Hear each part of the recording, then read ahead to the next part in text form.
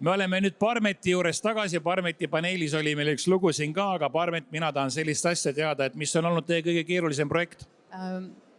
Valminud projektidest kindlasti Leedus Juudi muuseum, The Lost Shuttle, kuna seal on 9 hoonet kokku ja kõik fassaadisindlid pidid kõikide hoonete üleselt olema täpselt ühel joonel. Ja lisaks seal on viilkatused ja kaugelt vaadates peavad sindlid olema katusel ka täpselt ühe suurused, mis tähendas, et seda sindli suurus katusel pidi jooksma selliselt, muutuma selliselt, et visuaalselt kaugelt vaadates oleks need ühe suurused.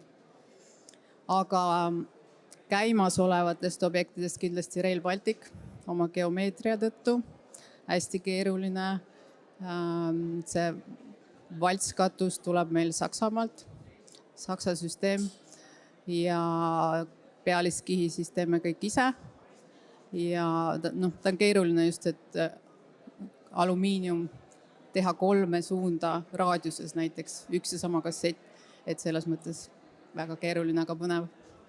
Väga tore, aitäh, mul on jube hea meel, et teie seda teete, et mina ei pea nii keerulisi asju tegema.